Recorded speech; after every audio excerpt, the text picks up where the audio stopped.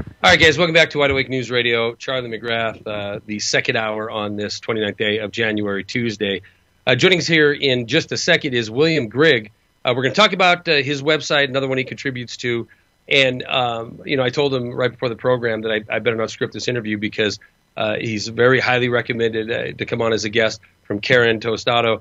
But more importantly, sorry, Karen, is Al. Al's a big fan of his work, of William's work. And I don't want to screw this up, because I don't want Al mad at me. But I did read one of the articles that Karen sent me on this. That was on his Pro Libertate website, and it's why is it a crime to disarm an a uniformed aggressor? And we're going to get into that because I read that article and it was a shocking, chilling story, and again, as I talked about with Eric in the first hour, just because you have somebody standing in front of a camera telling you they're on your team, or releasing a letter saying that they're on your team, trust but verify, because in a lot of cases they're not. Now, in this community, I don't think that we have to be told that, do we?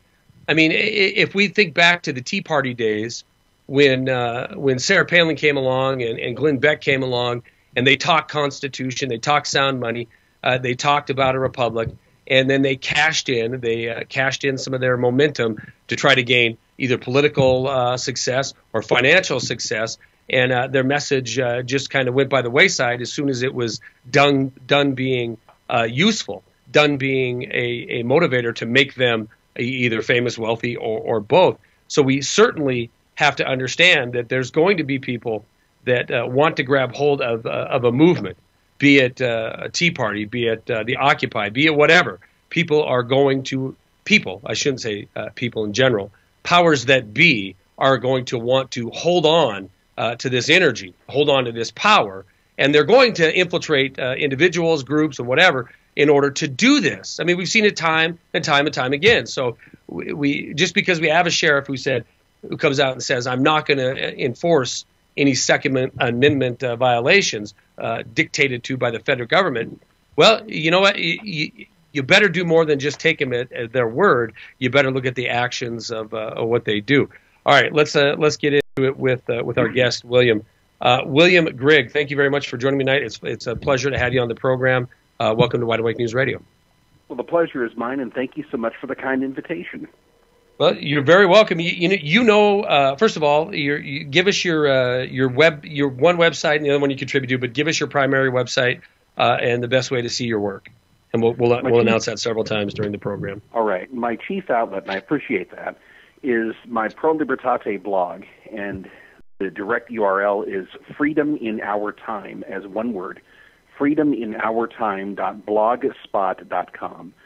And Pro Libertate is PROLIBERTATE. And if you plug that into a suitable search engine and add my last name, Grigg, that should be the first return that you would encounter, would be the Pro Libertate blog. And I usually post there once or twice a week, depending upon my schedule. And the essays are usually a couple of thousand words long. So it's not a short-form blog of the more familiar type. I'm using it as an outlet for what I call investigative polemics. I have a point of view, and what I try to do, as opposed to curating the news or aggregating the news, is to produce journalism of first instance where possible, or find stories that I think have got really inadequate coverage from the press, and dig a little bit more deeply to try to uproot what's really going on in terms of this encounter between power and individual rights. It's what I was going to say is I'm on Pro Libertate right now, which again, freedominourtime.blogspot.com, and I'm looking at your About Me little section there. You're in Idaho. It's amazing to me. Karen in Al, Oregon. William, you're in. Is it William or Bill? Will. What do you? Bill. Okay, good.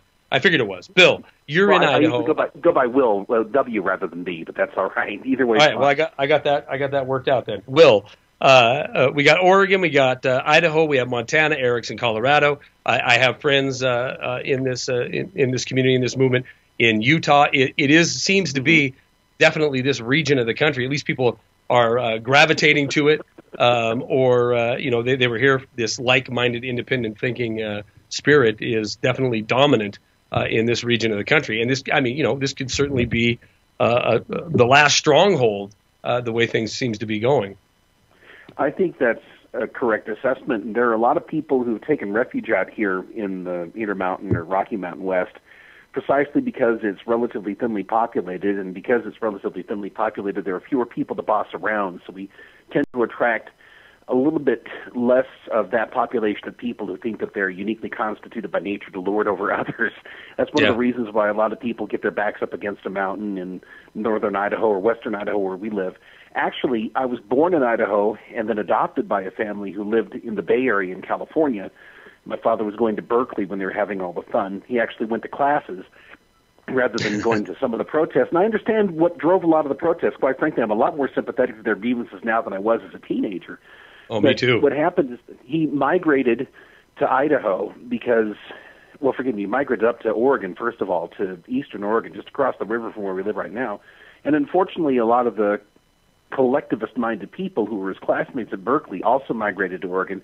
They took up residence in Salem and began to take over the legislature and regulated people out of their desire to live in Oregon, among them my father. We ended up migrating eastward to Oregon on the assumption that they wouldn't join us in that migration. They didn't, but Idaho, for all of the faults that may characterize this or any other state, does tend to be a little bit more individualist in its outlook. Unfortunately, there are too many people who equate individualism with Republican conservatism. That's right. That, I think, is our primary problem here, is that there's too much of what I call punitive populism, people who believe that government power is just fine and dandy as long as it's deployed against the right people.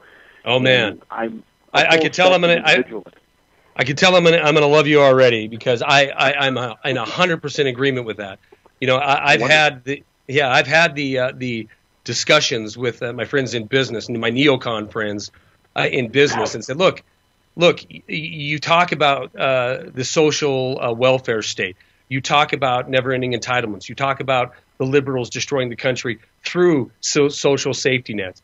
But you are the first one to step up for corporate welfare. You're the first one to step up for Wall Street not having to play in a free market system, not having to play in a free market capitalist system.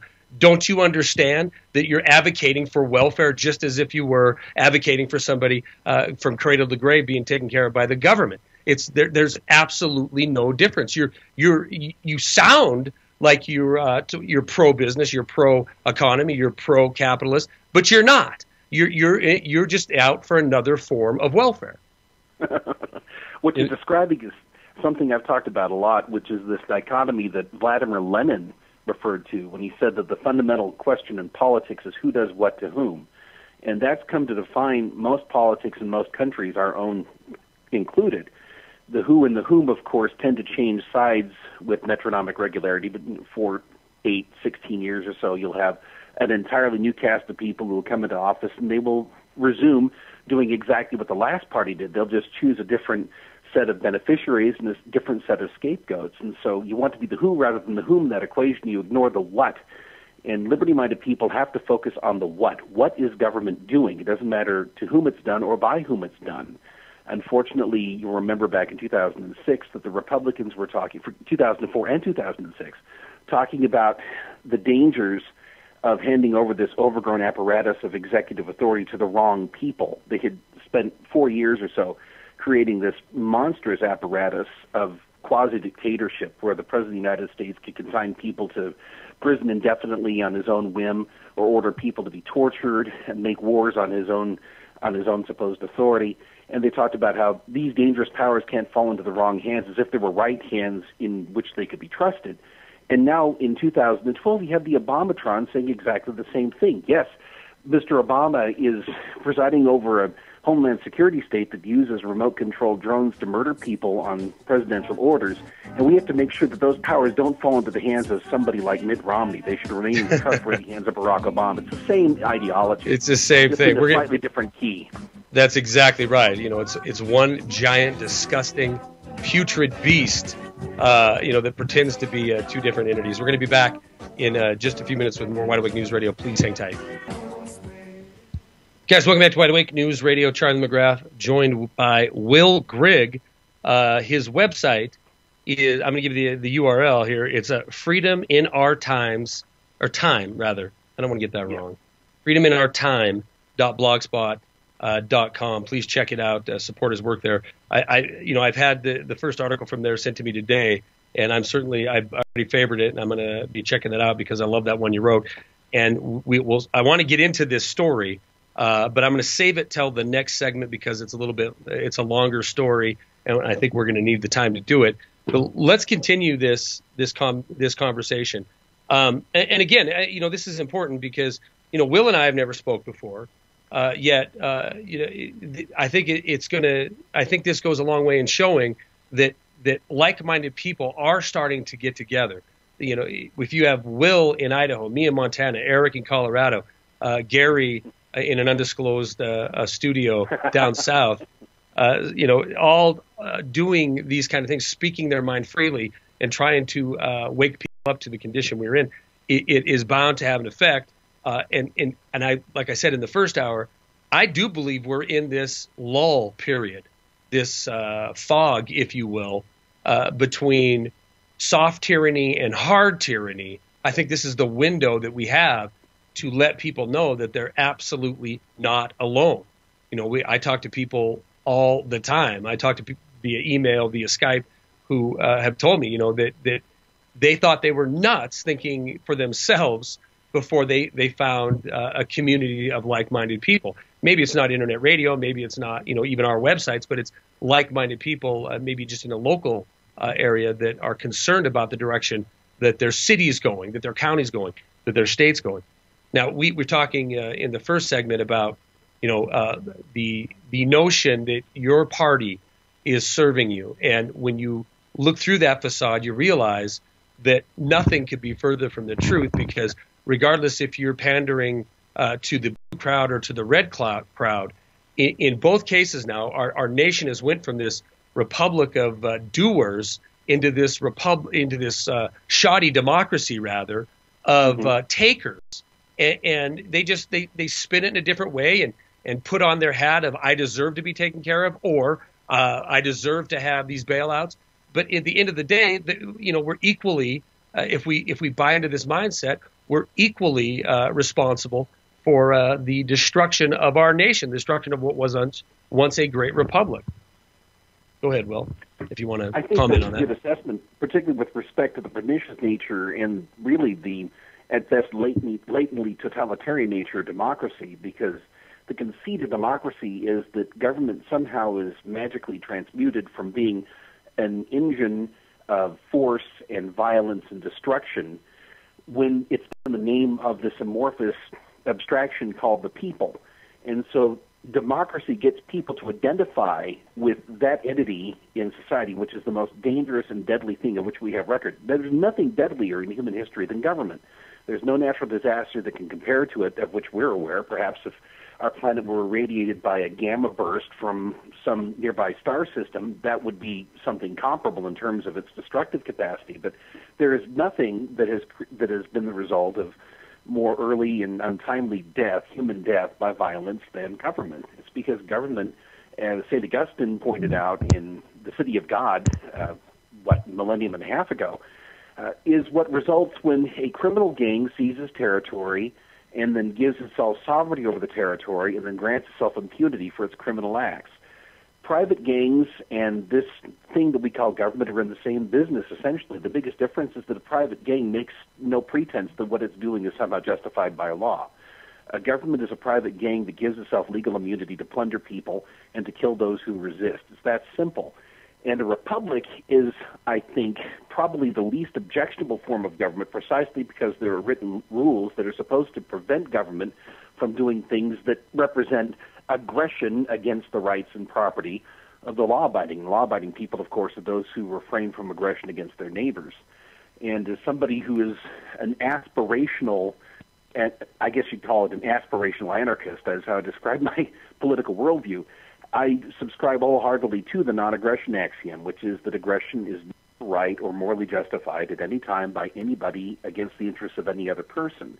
And government has to be considered in pretty much every instance, a standing violation of the non-aggression axiom, the non-aggression principle, or as the New Testament refers to it, the Golden Rule. It's actually not referred to as the Golden Rule in the New Testament. That's how it's come to be known. But the non-aggression principle is the practice of the Golden Rule.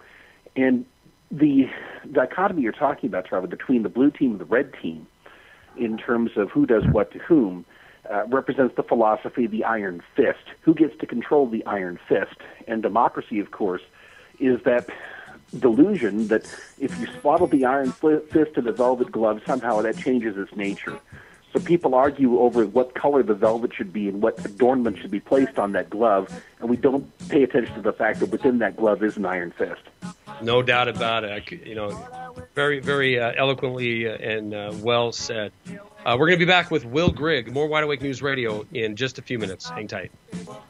Welcome back to Wide Awake News Radio. This is Charlie McGrath, joined by Will Grigg, pro libertate. Am I saying that right? Libertate. That must be Latin, right? Or is it? Yeah. The URL for it, I put it in the chat room.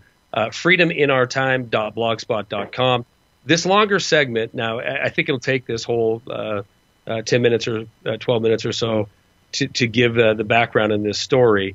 I'm just going to read the headline and then ask you to tell us about this, because this is what I talked about a little bit earlier in the first hour with Eric about, just because somebody says they're pandering to people who are showing up. If sheriff has a bunch of people showing up saying, "Are you going to defend the Second Amendment?"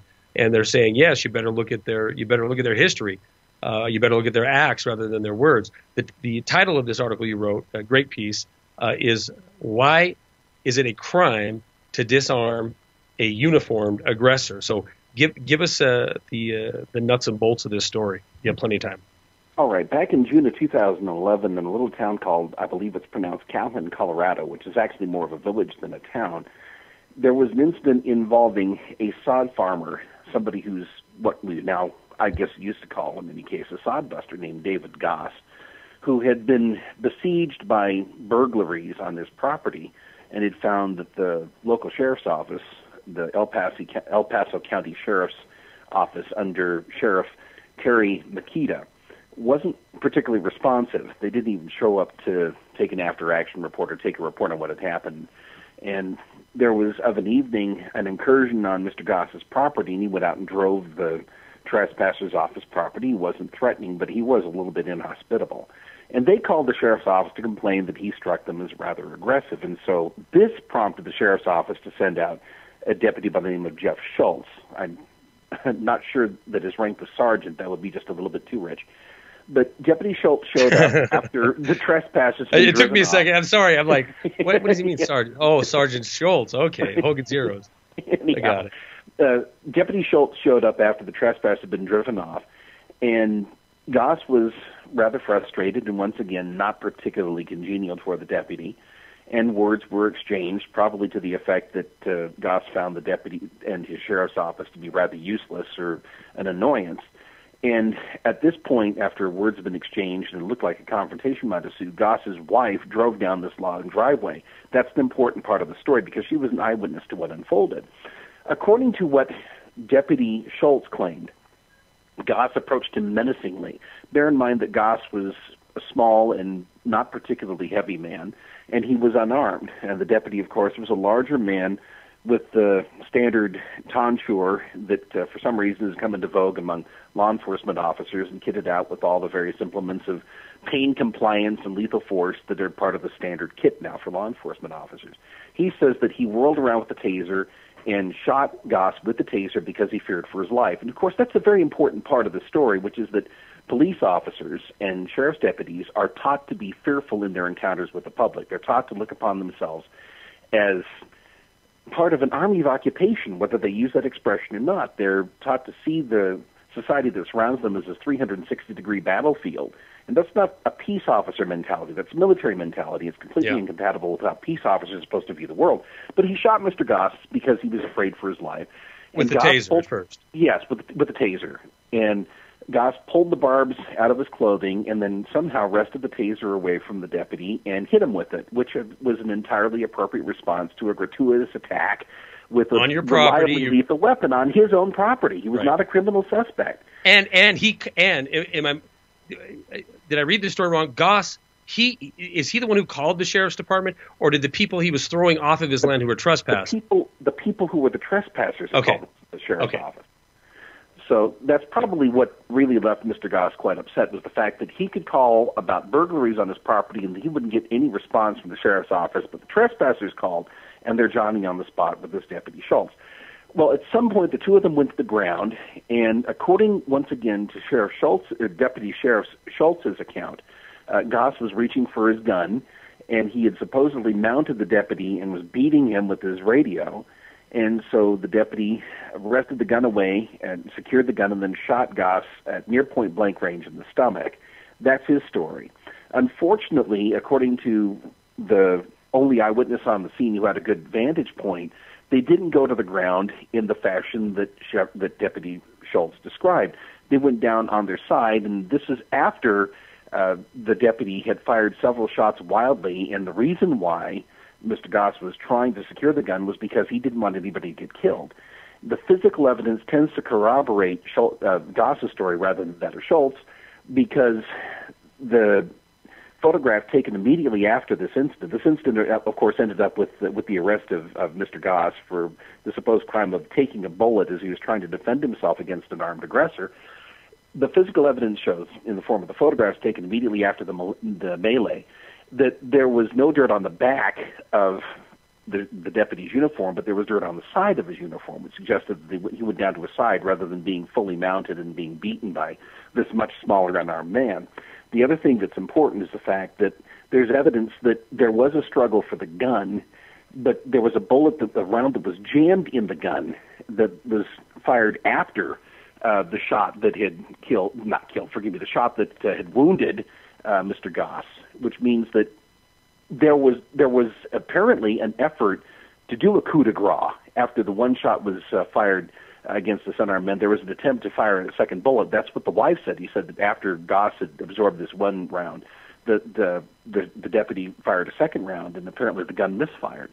But for the next several minutes, according to the eyewitness, the deputy drove around in circles, muttering to himself and having something akin to a nervous breakdown while her husband was bleeding. She had to call the emergency med techs to come and administer first aid. So Goss was charged with several offenses, including aggravated assault on a peace officer and disarming a peace officer. And this went to trial, and he was convicted by one of our unfortunately docile criminal juries. For some reason, we've become a society in which jurors do not understand that they have to make the government prove a case against a defendant. They seem to think that their purpose is to ratify the prosecution's case.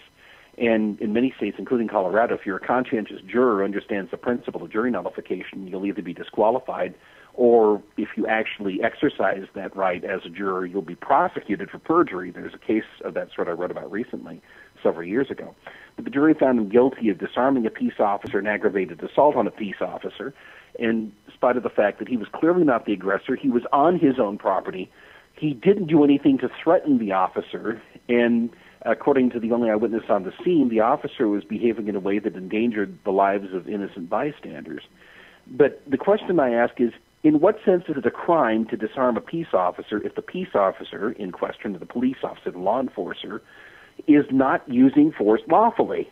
Do you have a duty to die simply because a law enforcement officer has decided to kill you?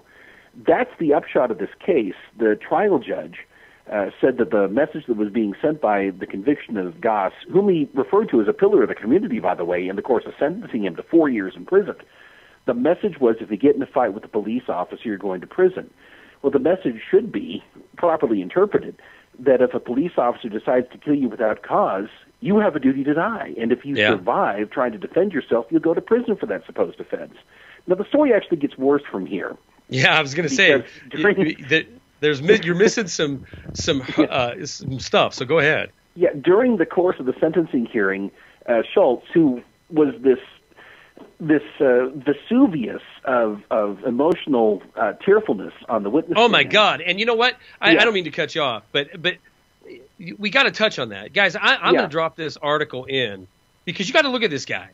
You know, and I don't like to, say all enforcement's bad or they're all a bunch of, jackbooted thugs who are doing steroids at the gym. Although at my gym, I find them in there all the time. Oh, I do as well. Yeah, but look at this guy.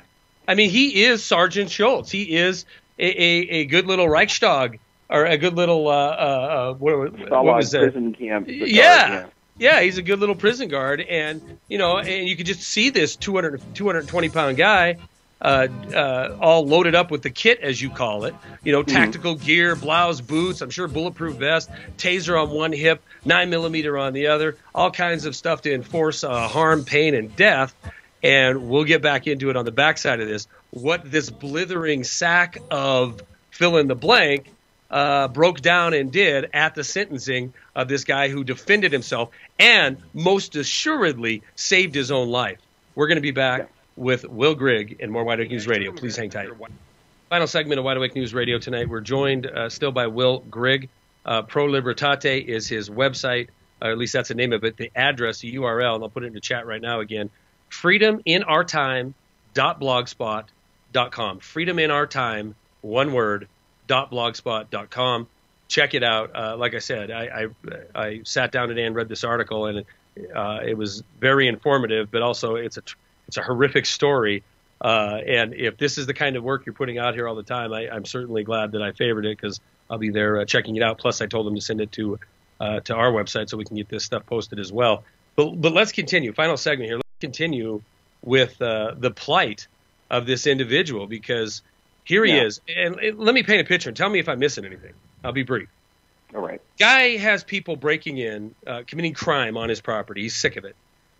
So he catches trespassers on. He chases them off. I don't care how he chased them off. I don't care if he went brandishing a gun. He's on his property. They're trespassing. I don't even know if that's the case or not. But what I'm getting at is, he is protecting his property. They call the sheriff. Sheriff shows up. He feels threatened. This jackbooted thug that looks exactly like a jackbooted thug spins around, shoots him with the taser. He manages to pull the barbs out, wrestles the taser away from this gorilla, starts a scuffle of some sort ensues. He catches a bullet. Now it's from taser to bullet in the stomach. To save his own life, he has to disarm him, or try to disarm him, of the gun that he has wielding around. Now, one thing I don't think you hit on was, that's in your article, is the reports from eyewitnesses were that he was firing wildly, and rounds went into an adjacent car, almost hitting his wife. Yeah, and then the gun jammed, saving his life, no doubt about it. And when it's all said and done, Sergeant Schultz, I know that's his name, but I like it, Sergeant Schultz, he has a freak-out moment, because I think probably somewhere in his subconscious, beneath all the training of, you have to be afraid of the public, you have to be constantly on alert, they must obey, they must comply. He must realize in his brain that he brought a situation from zero to death for no just cause. And in any other, in your mind, you must know you are in the wrong. But that isn't what happened. The case was tried out, and he was made an example of, this guy. What happened is the victim was prosecuted for assaulting an officer and disarming an officer. The former wasn't true, and the latter isn't a crime. And then he was sentenced to 4 years in prison by a judge who made a point of lecturing him about how if you start a fight, he didn't start a fight, if you fight with a cop, in other words, if you're on the receiving end of unjust violence and you fight back, you're going to prison, assuming, of course, that you survive. Schultz on the stand had contradicted himself. There were obvious discrepancies between the second version of the story he told and the version that was in his official report. The prosecutor said, who cares? It was a chaotic situation. We'll consider both versions, or either version, to be suitable, depending upon the needs of the moment. And in the sentencing hearing, Schultz made a point of telling the victim he had shot for no reason that you brought more pain on me than you can possibly imagine, and I feel no pity for you. I feel no pity for the fact that I shot you and you're going to prison for 4 years. And the story doesn't end there, because after sending him to prison, after shooting him, after trying to murder him and having him sent to prison for 4 years, Schultz is now suing the family. He wants to ruin the family financially because he shot a man on his own property who was doing nothing but defending his property. And at this point, he was trying to save the life of himself and his wife because this guy had completely blown a fuse. And the thing that makes this even worse is that Sheriff Makita there in El Paso County, Colorado, I'm not sure I'm pronouncing the last name correctly, Makita, M-A-K-E-T-A. gave Jeff Schultz a Medal of Valor at the end of the year, 2011, because of this episode. So this apparently is an example. He is the exemplar of how deputies are supposed to engage with the public. Now, why is this important? Sheriff Makita is one of the people who have taken a conspicuous stand in opposition to the Obama administration's gun control agenda. He has said to his constituents in an open letter that he will stand to thwart the federal juggernaut to protect their Second Amendment rights. That is a load of equine residue, because if he's willing to countenance the prosecution of somebody who is defending himself against criminal violence by one of his deputies, this is a guy who does not recognize and protect the individual right to self-defense, even unarmed self-defense. Once again, Mr. Goss, the farmer, was not armed at the time. He disarmed an assailant. He wasn't bearing arms. He was trying to neutralize the use of arms against him. And Sheriff Makita not only put his imprimatur on that use of unjustified force by his deputy, he exalted that deputy as an example of the others by giving him a Medal of Valor. And just a couple of weeks ago, there was an incident involving a woman in her 50s, I believe, in her late 50s, who was arrested by a SWAT team. Yes, she was arrested by a SWAT team in El Paso County on the basis of an extradition order filed by a sheriff's office in Florida that was the result of a paperwork glitch or an error in the database. This woman, 35 years ago, was arrested for passing bad checks. She says that she didn't know at the time they were bad checks, but the point was she served 5 years of probation. The warrant was invalid, but they sent a SWAT team to arrest this 56-year-old woman. Her nickname is La Abuelita, the grandmother. And she and her husband did everything they possibly could to convince the sheriff's deputies and the sheriff's office that what they were doing was wrong. They managed to get her out of jail after spending 5 days in jail. A 56-year-old woman who's got no previous experience with that environment, because they were able to spend a great deal of money to hire good legal representation in 2 states. But it took 12 days for the sheriff's office to recognize the error that they had made and the prosecutor to drop the case. But this was once again the result of a warrant that was issued on the basis of something that happened 35 years ago that had been long since resolved. This is what's going on in El Paso County, which is supposedly blessed with a Second Amendment refuse-maker, purportedly constitutional sheriff. And the larger point we have to make here, of course, is that this parade of sheriffs who are posing as if they were Horatius at the bridge here, holding back the feds as they seek to disarm their constituents, these sheriffs, to a man, are involved in unconstitutional uses of force. They're, to a man, involved in gun confiscation of some kind at some time. They generally collaborate with the ATF and the FBI and the DEA in federalized joint task forces. All of them receive federal subsidies. If you take the federal nickel, you take the federal noose. You cannot be selectively anti-federalist, if you will, in terms of the subsidies and regulations. If they're willing to take federal subsidies for counter-narcotics operations, they're going to have to take federal subsidies for gun confiscation when, not if, the Obama administration or a successor decides that it wants to disarm the public. And that's why you're exactly right, Charlie, when you say that we have to focus on deeds rather than words here. Take a look at what they are doing. Look at their involvement in asset forfeiture programs where they get a cut of what they can confiscate from people in the name of drug enforcement, even when those people are not formally charged with a crime. My sheriff here in Payette County, who's a fairly solid guy by the name of Chad Huff, told me that, yes, he will take your car and take whatever money he can find if he can find 3 ounces of marijuana in that car. He says that he'll give you a pass if you have, say, an ounce or so. You might charge you with a misdemeanor and write you a ticket. But every sheriff's office in this country, including the sheriff's office here in Payette County, is enriching itself to some extent through highway robbery, which is how you have to refer to civil asset forfeiture. So they cannot be selectively committed to the Constitution, is what I'm trying to say. Well, yeah, especially the office of sheriff. You know, it's something completely different when you're talking about a police force. You know, you might as well realize when it comes to dealing with police, you are a rolling ATM. You are. That's what we're taught that that they're out there protecting and saving lives and stepping in harm's way and that kind of thing. Listen. 99% of what they do is generate revenue on you. Period.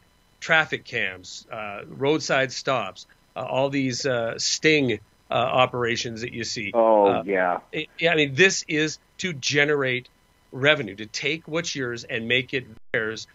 So, when you see this, when you see sheriffs capitulate and the sheriff's departments to be militarized and start to get that Gestapo feel, you're 100% right. It's exactly because they took the government nickel, and you will feel the government, the federal government noose. This militarization of our police force is, when the last gun Second Amendment attempt to, steal some freedom from the people of this country in 1994, 95, listen, the militarized police force was nothing compared to what it is now. The security state was nothing compared to what it is now. Things could escalate from a few rabble rousers like us going on the internet to where you really do see something like a Bubba effect, if you will, with this gentleman in Colorado, where you're going to have somebody lose their land, lose their property, lose their family for, in this case, 4 years, and in some cases lose their life. And there's going to be people that stand up and say enough is enough. And when that test comes, Katie, bar the door. It's going to be real. It's interesting. The first sheriff of Ada County, Idaho, was a man by the name of John Updike, who was running a business on the side as a stagecoach robber, what used to be called a road agent or a highwayman. And there was a vigilante patrol organized here in Fayette County by Bill McConnell, went on to become the governor of Idaho and become a senator. I wish he wouldn't have gone into politics. I think that was an unfortunate coda to an otherwise worthwhile public career. But he organized a vigilance committee that eventually tracked down and hanged the sheriff of Ada County because he was doing the sort of things as a criminal sidelight that are now routinely part of the official duties of a law enforcement officer. He was doing the same kind of thing that happens in the name of civil asset forfeiture. And in my conversation with the local sheriff here, I happened to remind him of what had happened to Sheriff Updike about 190 years ago. Or 160, wow. 160 years ago. So, yeah. I'm surprised you're still breathing. I said it with a smile on my face, but I think he took my point. Well, it's true. There is going to come a tipping point. Like I said, this isn't 1994. There is a lot of people who have seen the carnage of the last decade of freedom, starting with the Patriot Act till fast forward till now, and the militarization of our police and it basically turning into one giant prison camp. This nation, this talk we were talking earlier in the first hour with Eric about the new immigration laws that are going to have drones flying in the first 400 miles from any border, be it the coast, Canada or Mexico. This is being turned into a police, and we're being trained. We're being trained, right? If you mess with the police, even to defend yourself, the best thing that could happen is you get a bullet in the gut for years. It's absolutely sick. I think, Will, great to have you on. We're going to get you on again. I'm going to give the website out here again. All one word: freedominourtime.blogspot.com. Will Grigg, thank you very much. I appreciate you coming on and joining me tonight. Thank you so much. I really enjoyed it. Take care, Charlie. You bet. We'll get you back on soon. Guys, please stay tuned for Jeff Ritz because he is coming up next. We will talk to you tomorrow night. I'm going to hang out in the chat for a minute. But if you are going to call it a night, I hope you have a great night. See you tomorrow. Peace.